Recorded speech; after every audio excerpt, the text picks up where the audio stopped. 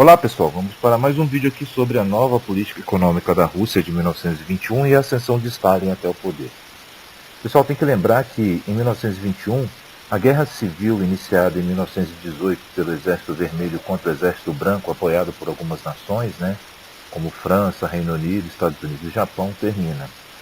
E o exército bolchevique ele sai vitorioso. Só que para a população russa estava uma situação muito complicada. Mais de 5 milhões de famintos, revoltas vão acontecer pelo país, greves, insurreições contra o que estava acontecendo, justamente da situação econômica e social que o país vivenciava.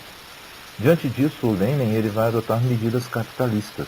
Ué, mas eles não são socialistas? Sim, mas ele vai adotar uma medida capitalista como uma estratégia para depois se fortalecer, que é justamente a nova política econômica. Ela se caracteriza pelo quê? Ter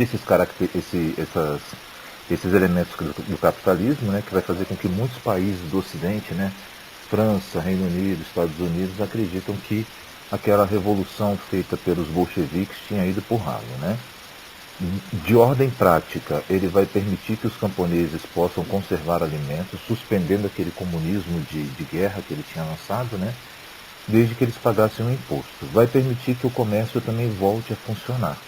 Ou seja, vai ter pequenos empresários abrindo suas lojas e podendo comerciar, Isso vai gerar renda para o governo russo, vai gerar renda, dinheiro, uma vez que eles pagam impostos. E o governo vai estar investindo justamente esse dinheiro em geração de energia e exploração de matérias-primas básicas, principalmente minério de ferro, carvão mineral, que é para funcionamento das indústrias de base, Do ponto de vista econômico, como eu falei, a NEP foi um sucesso, Porque vai crescer a produção agrícola e industrial e o comércio também da Rússia vão se dinamizar, Entretanto, vai gerar vantagens para alguns grupos dentro da Rússia que são os empresários, E isso vai contrariar justamente o caráter socialista do Estado, Essas medidas de liberação adotadas na economia, elas não se estendem até o plano político, O país continua vivenciando uma ditadura, que foi estabelecida lá durante a Guerra Civil, E o poder dos sovietes foram transferidos para o Partido Comunista, centralizando o poder todo na mão do partido, Em 1922 é criada a União das Repúblicas Socialistas Soviéticas, o RSS, uma federação de repúblicas que vão congregar várias regiões que compunham o antigo Império Russo, Então você tinha lá a Ucrânia, você tinha Geórgia, Armênia, Belarus, Cazaquistão. Eram territórios que antigamente do Império Russo pertenciam, mas que haviam se libertado, durante esse processo revolucionário acabaram se separando, E aí com a União Soviética volta justamente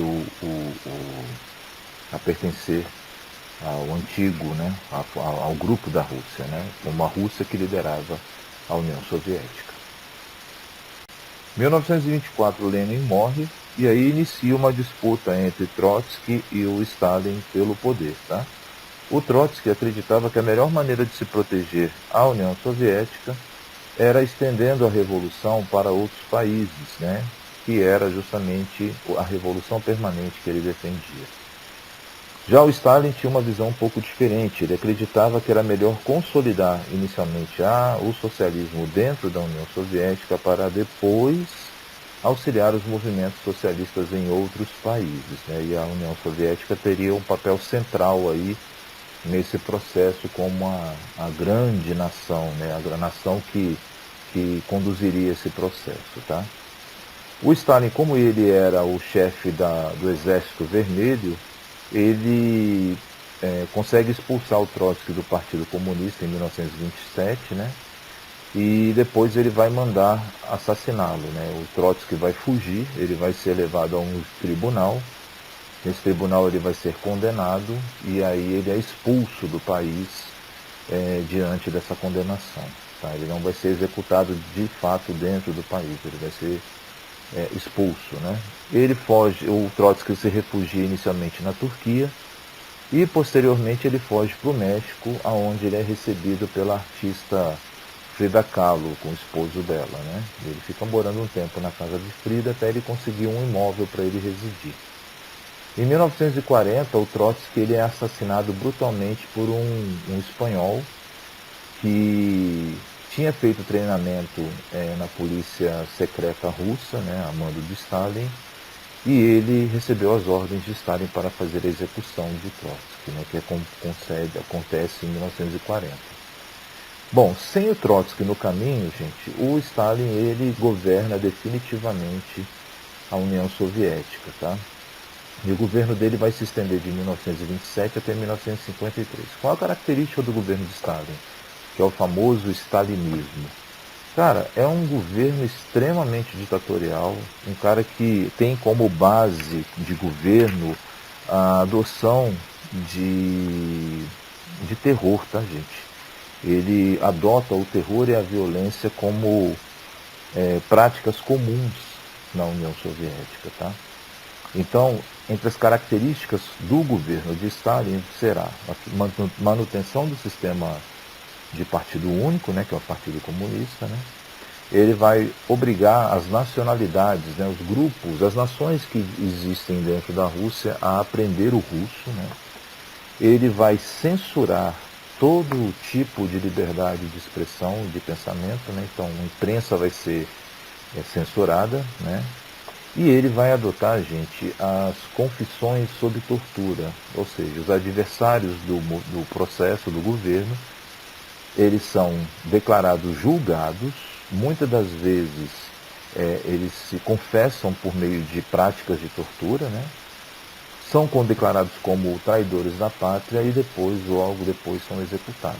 Ele conseguiu executar, gente, uma grande quantidade de líderes do partido bolchevique que destoavam daquilo que ele pensava. Então, os companheiros dele que lutaram na revolta, na Revolução Bolchevique, que lutou contra o exército, participaram das guerras, ele simplesmente mandou executar se tivesse uma oposição diante do pensamento dele, tá? Esse processo ele é conhecido como o Grande Expurgo, tá, gente? Durante muito tempo, os admiradores de Stalin pelo mundo acreditavam que tudo isso que ele fazia era invenção de países que não concordavam com o modelo, né?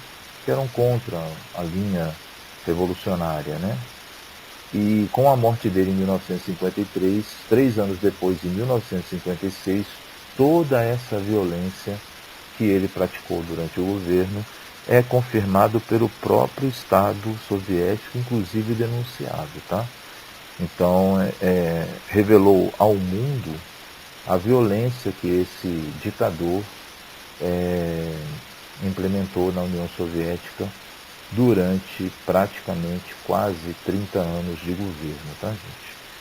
E é um dos líderes, uma das pessoas que, junto com outros ditadores, né, matou muita gente. Tem a questão que eu coloquei no quadro aí no slide, gente, gulags. Eram os campos de concentração que ele criou, tá? Somente na Sibéria. Então, antes de ser executado, levava a pessoa para esse campo de concentração, onde ela era submetida a trabalhos forçados, inclusive no inverno siberiano, que é extremamente gelado, e as pessoas acabavam morrendo de fome, morrendo de esgotamento físico, tá? Isso diante dessa situação. Pessoal, espero que esse videozinho auxilie vocês nos seus estudos. Qualquer dúvida que tiver, escreva, tá bom? Um abração para vocês e até loguinho!